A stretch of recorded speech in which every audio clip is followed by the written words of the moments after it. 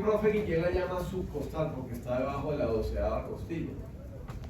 Entonces ya no es intercostal, sino subcostal. Bueno, así se forma en la mayoría de los casos la vena ácidos. La última intercostal que se llama subcostal derecha y la lumbar ascendente. ¿Alguna duda? Van a encontrar en los libros que a veces interviene la renal. Pero lo clásico y lo más frecuente es esto fácil. Lo que les voy a preguntar es esto fácil, no lo que a veces sucede. ¿Yo claro? Subcostal y lumbar ascendente. ¿Qué sucede en el izquierdo?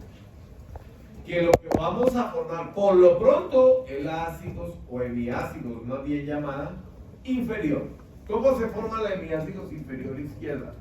Con una lumbar ascendente izquierda, lumbar ascendente izquierda, más subcostal izquierdo. ¿Todos? Conclusión, la hemiácidos inferior y la ácido se forman muy similares por la lumbar ascendente y la subcostal, uno del lado derecho y otro del lado izquierdo. ¿Dudas? ¿Perdón? ¿Tú qué crees? Si es lumbar ascendente y subcostal, piensa. Vuélveme a mirar y hazlo porque no te estoy diciendo que no. Te estoy diciendo que trates de sacarlo tú, porque tú eres capaz. Si es subcostal, ¿será arriba o será abajo? Y entonces, ¿de cuál hemiácido estoy hablando? De la inferior, ¿sí ves? Entonces, siempre la anatomía es lógica, nunca es de memoria rebuscada. Es lo que yo les propongo desde que son chiquititos de primero. Si se llama lumbar ascendente, pues debe venir de las vértebras lumbares de abajo para arriba. Y si se llama subcostal, debo estar hablando de la parte inferior. ¿Qué quiere decir esto, muchachos? Que por supuesto, si la hemiácidos está acá, va a recibir la 11, la 10, la 9, la 8, la 7, la 6, la 5, la 4.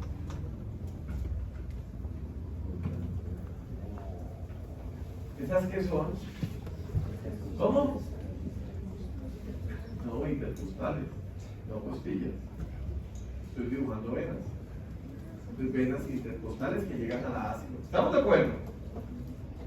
¿Todos conmigo? ¿Y qué pasa en las primeras tres? ¿También llegan? Sí, pero al callado. Porque de aquí para arriba se forma un callado, que no lo puedo dibujar para acá adelante porque es 3D, sino con un ladito, y aquí está la cava.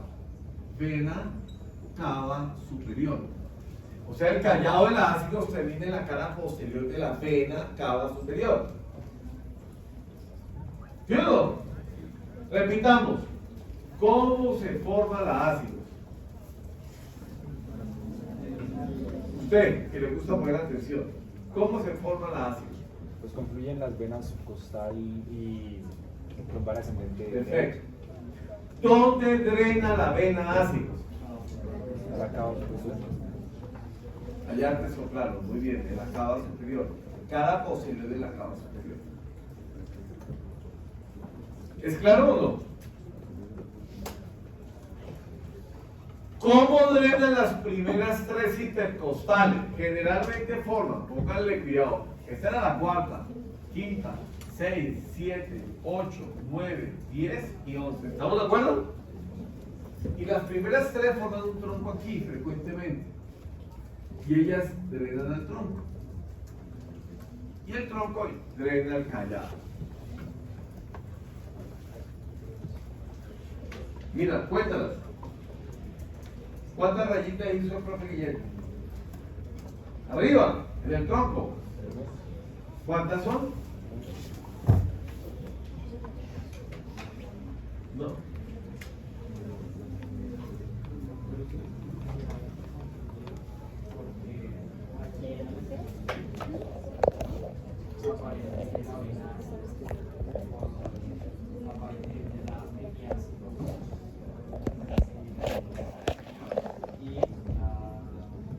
No. Olvídate. Se forman con lo que yo te dije. Independiente de la silla. Ahorita te explico.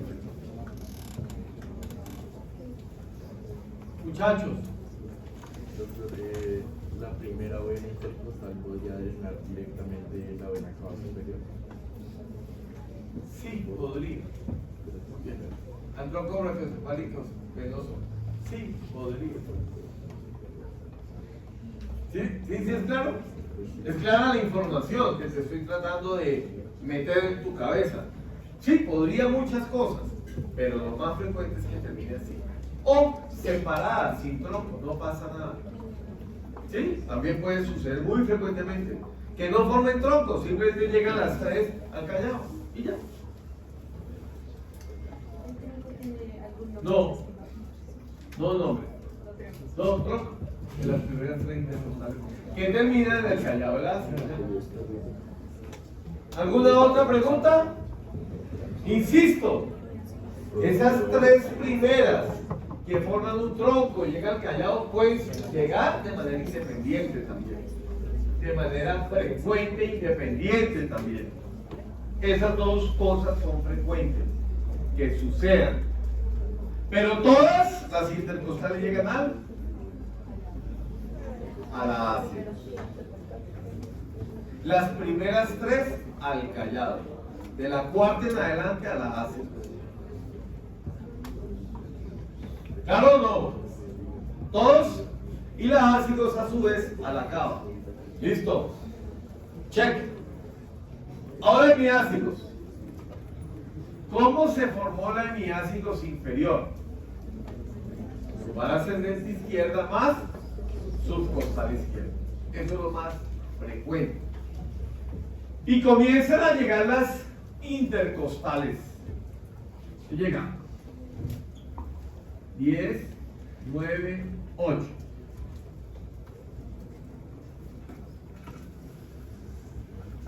Y más o menos a nivel del séptimo pasa de un lado a otro y drena a ácidos, como ya habíamos llegado a esa conclusión desde el principio, que las 12 hemiácidos drenaban a ácidos, ¿se acuerdan? ¿Cierto? Perdón, 10 no. 11, me faltó una, ¿no? Y vuelvo acá. 11, 10, 9, 8. Y este más o menos el 7 pasa hacia allá. ¿Me entendieron? Es el inferior ya. No tiene nada más raro. Así es. Variaciones poco frecuentes y no vale la pena discutir. Vamos a formar la otra, la de arriba. Le dicen hoy en día hemiácido superior. Le decían hemiácidos accesorios. Entonces en cirugía y en clínica van a oír mucho eso. Que a la hemiácido superior izquierda le digan accesorio. ¿Cómo comienza? 4, 5, 6.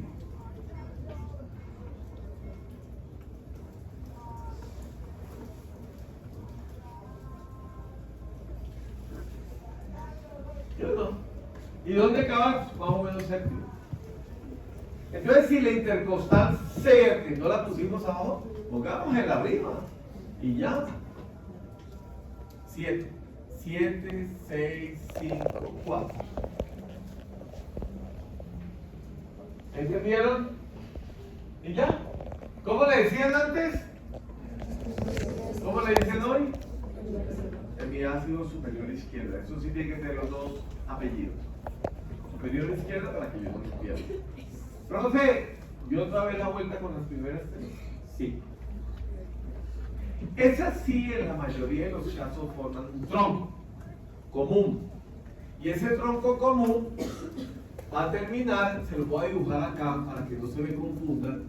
Este es el tronco brachiocefálico derecho y el tronco brachiocefálico izquierdo, que está detrás del esternón.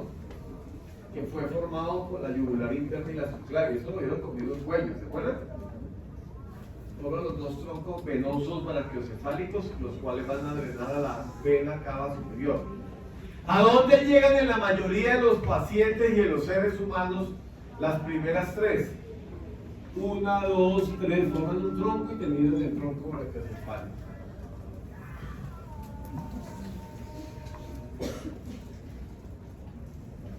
Las primeras tres muy frecuentemente terminan en el tronco brachiocefálico venoso izquierdo. Por eso les dije que el drenaje venoso era ligeramente más complejo. Pero ¿por qué se anota el doctor Guillén? ¿Por qué se pone en el trabajo en que nosotros averíamos, aprendamos eso en pregrado? Por las metástasis. Fíjense cómo los drenajes desde las torácicas internas venas, desde la musculofrénica vena, que adelante es igual, van a ir hasta atrás a las ácidos y a las hemiácidos. Incluyen cuerpos vertebrales e incluyen cava superior. ¿Eso qué quiere decir? Hay arterias y venas perforantes. Aquí, en las intercostales. Y entonces el cáncer de mama puede, a través de ese drenaje, producir metástasis en los cuerpos vertebrales de la columna torácica.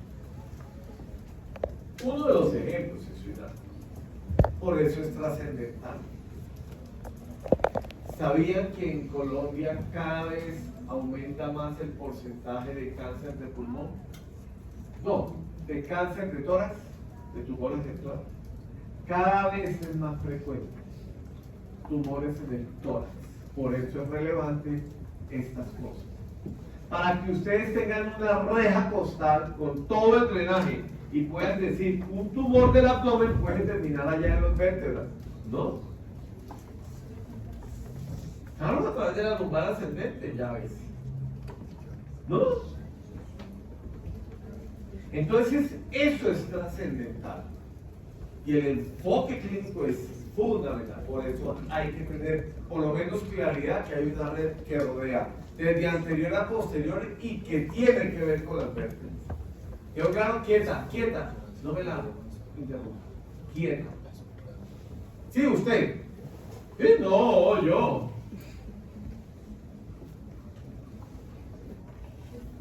Muy bien. Bueno, hablemos de los nervios. Uy, ya estamos mamados.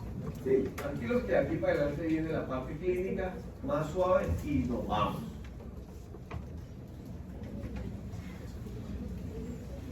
$15 minutos. Terminamos a las 10, ¿no? O a las 11.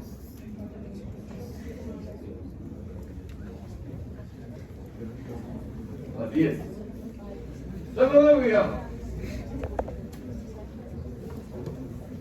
Los nervios son muy sencillos. Dije, un nervio espinal torácico se divide en una rama posterior y en una rama anterior. Y la rama anterior del nervio espinal torácico es la que forma la rama intercostal. Esa rama intercostal, por supuesto, va a ir por todo el espacio intercostal. Pero la rama intercostal es mixta.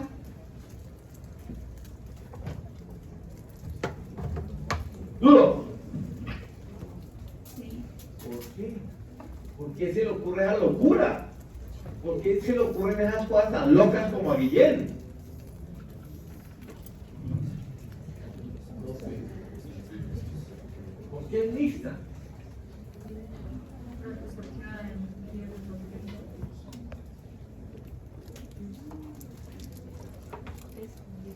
¿Quién dijo yo? ¿Quién se anima? Eso hágale ya ver. Porque todos los nervios son mixtos en principio, no los cervicales. Los cervicales, los torácicos, los lumbales, los sacros. Porque los nervios espinales en principio son mixtos. Eso lo he dicho cuántas veces. ¿Usted recuerda el primero cuando dice eso? Muy sincero. Qué triste. En principio, ¿por qué en principio los nervios son mixtos?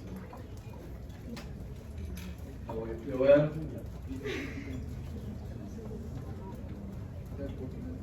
tarea. Ya, salomónico. Porque llega un momento en donde yo repito 1, 2, 3, 4, pero la quinta ya digo tarea. ¿De acuerdo? Entonces vamos arriba y les prometo que en el quiz se las preguntas. Por eso la tarea toca hacerlo. ¿Por qué la mayoría de los nervios espinales son mixtos? Esa es una pregunta tonta. ¿Cuál es el motivo lógico que un nervio espinal sea mixto? Muy bien. Por lo tanto, a su vez esta rama anterior será mixta. Llevará información motora a los músculos intercostales y traerá información sensitiva de la piel de esa tajada intercostal correspondiente. Me explico. Si estoy en el espacio intercostal tercero, pues la tajada de pan, el dermatoma será T3. T3, T4, T5, T6, T7. Por eso cuando yo palpo la mamila de la areola, digo dermatoma T4. Porque está la rama sensitiva T4. Lo veo muy flojos. Pilas. Pilas. Pilas. Mis preguntas son sencillas, pero integrales todas, siempre. Ya más o menos han visto algunas. Entonces, pilas, porque lo veo bien flojos. Bien perdidos. Y lo peor, con poca actitud. Eso es grave. Y amores. Así que pilas. A levantar. ¿De acuerdo? Bueno, muy bien. Entonces, imagínense que como yo me empiezo a aburrir cuando lo veo así. Recuerden que el límbico mío es permanentemente ahí. Entonces, si yo lo veo así, yo me pongo igual o peor. Entonces, mi actitud se vuelve peor que la de ustedes. Y entonces digo, entonces si tiene un motor sensitivo, sensitivo posterior, sensitivo anterior. Siguiente.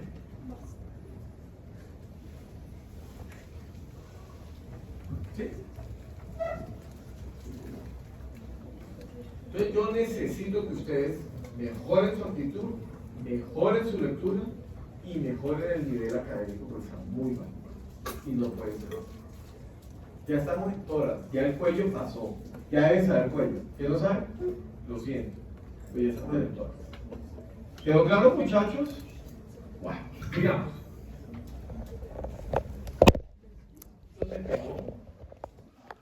Hasta el computador se movió.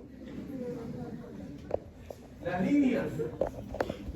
Voy a terminar la clase con las líneas porque ustedes están muy bajitos. Y luego pego esto lo que quede sacando los focos de auscultación, se los pego también. ¿De acuerdo? Entonces las líneas son unas líneas verticales y unas líneas horizontales. Y siempre trato de jugar algo muy viejo que de pronto a ustedes les alcanzó a tocar chiquitos, que se llamaba batalla naval, en donde habían dos coordenadas, ¿cierto? Entonces aquí vamos a jugar a coordenada vertical y coordenada horizontal. Las coordenadas verticales son la línea media external, la línea parasternal derecha e izquierda, la línea medio clavicular. Todos se van a tocar el pectoral, por favor, la línea axilar anterior. Todos van a meter la mano hasta atrás y se tocan el dorsal ancho, la línea axilar posterior y entre la línea pectoral anterior, que es la axilar anterior, y la del dorsal ancho axilar posterior, hay una media que se llama la línea axilar media. Axilar anterior, axilar posterior y axilar media. Verticales, ¿no?